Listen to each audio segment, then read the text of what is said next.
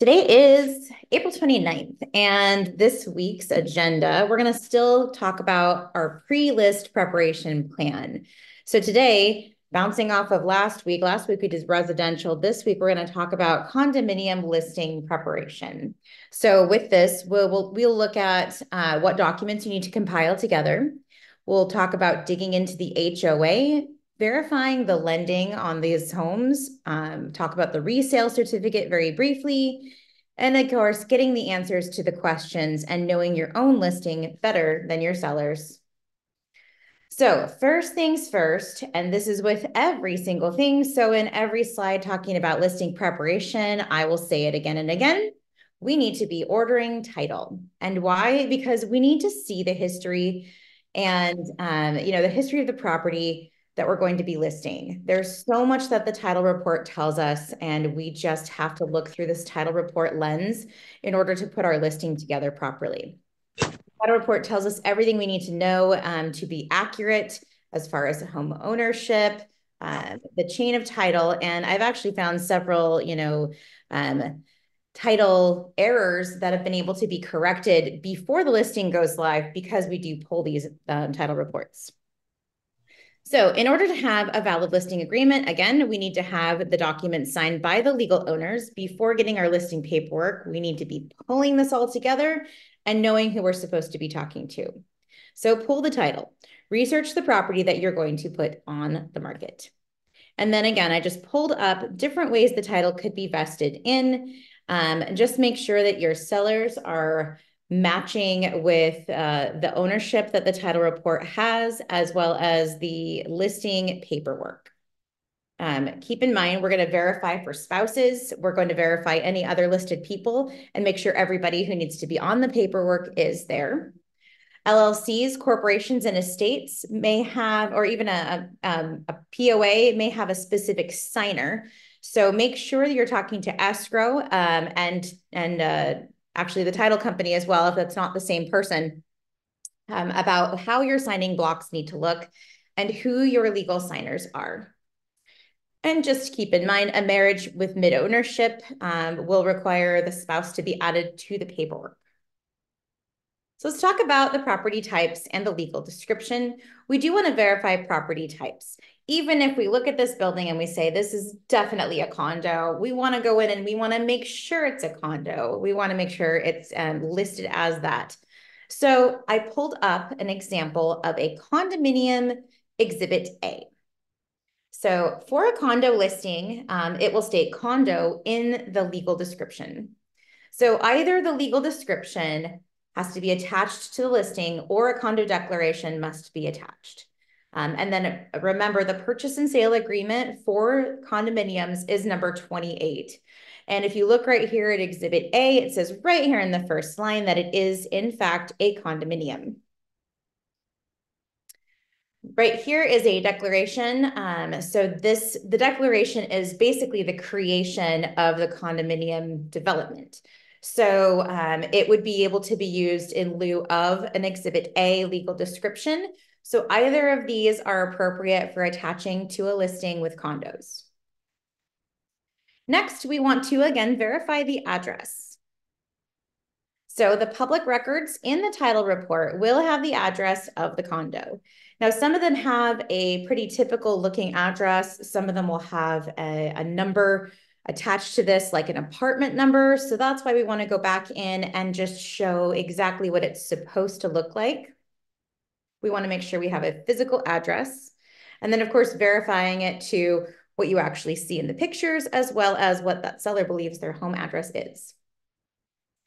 Knowing the utilities and the general cost is also helpful. And this is with every listing, not just residential, but condominium and even land. So you may have to fill out a 22K to set up these utility transfers. A couple questions you may want to ask are maybe how much a typical bill is, where are the utilities coming from? And if you're in a condo association, a lot of times the HOA does cover some of these basic utilities. I've typically seen it with water, sewer, garbage, or sometimes they'll have a way to order gas through the company and then have it individually metered. In either way, you want to be watching for the utilities and make sure that you're accurately putting those in. Now, title companies do provide a list of utilities for your area if you've asked. And in condos, like I said, some of them are covered by the dues. Find out what the HOA covers when you're doing this sort of dive into utilities. Now, preparing your listing when there's an HOA involved, you should automatically, as soon as you see the word HOA, anticipate a request for some of this information, and not even just what the HOA covers or how much it costs, but the actual documents to be delivered. So have prepared 2 years of meeting minutes, 2 years of financials, all the bylaws and all the CC&Rs, just in case they're asked for.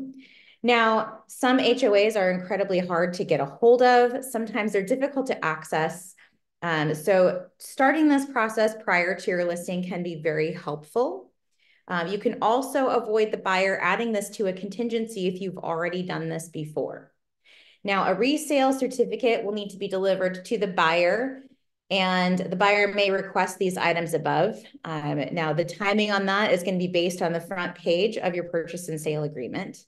But remember, all of this information is going to eventually need to be obtained anyway. This is an example of some of the HOA documents that you may see.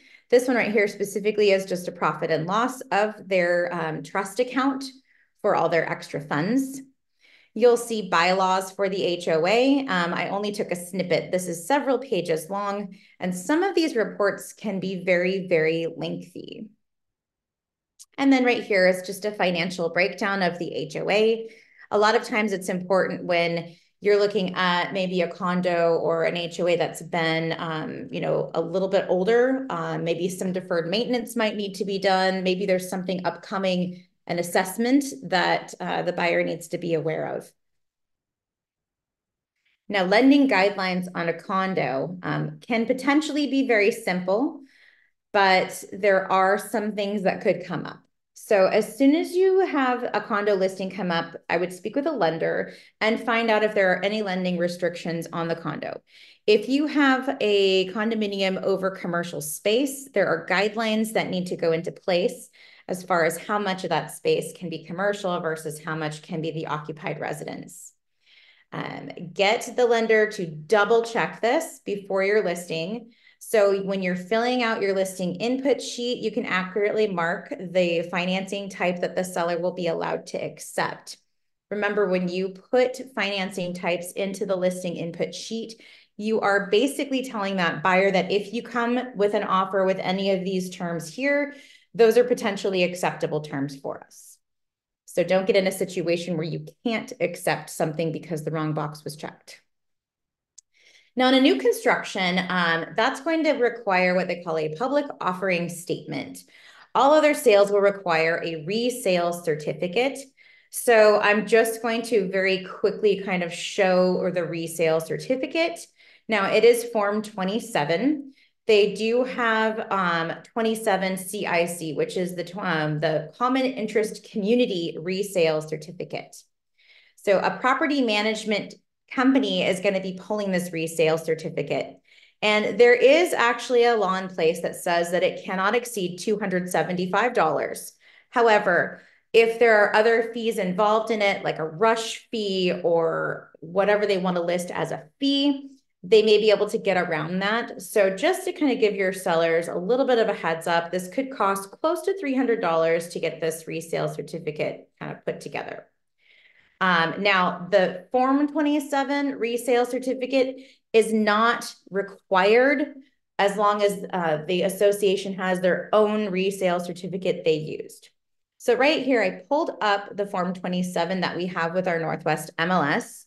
Now, if you're representing a buyer, do not sign this before the seller has a chance to fill it out. And sellers, I would go ahead and just show the sellers this, even though it will not be filled out by them, it'll be filled out by the association.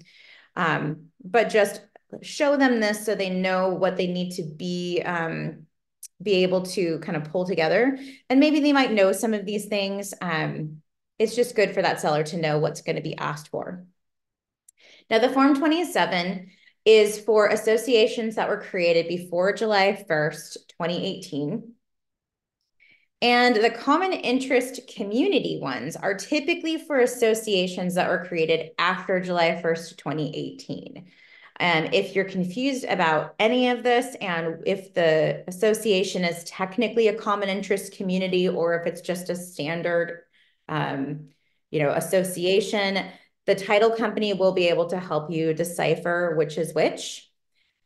So just as a general rule of thumb, the associations that were originally created after July 1st, 2018 are going to probably be a common interest community association rather than a typical condo association. You're going to want to go ahead and ask all the questions when you talk about condos. Now, remember, the exterior of a condo doesn't necessarily belong to the homeowner, only the inside. So you may want to ask questions about things that you can do to the outside.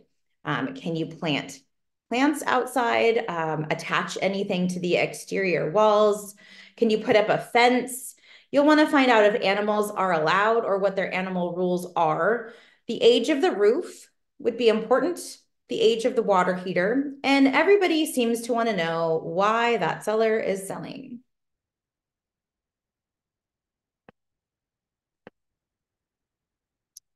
Keep up with maintenance. So need I say more? A condo association is only responsible for the exterior. So make sure that there is no deferred maintenance inside that needs to be done. Some of these things can actually affect appraisal. So in order to prepare our sellers, we'll want to tell them to fix all leaks, all water intrusion and water damage. This is a big red flag for buyers. So anything damaged should be replaced. Also, ensure the water heater is strapped per code and not to be called out. And in this picture, a drip pan should be installed and visible. Make sure the appliances are at their fully functioning capacity. So if you have a dryer that's making squeaky noises, you'll want to make sure that the longevity of the appliances that you're transferring are at least suitable. Because remember, you are, as the seller, sorry, and I'm not going to say you, the seller is responsible for fully functioning appliances until the day of closing, if they are fully functioning at the time the buyer sees them.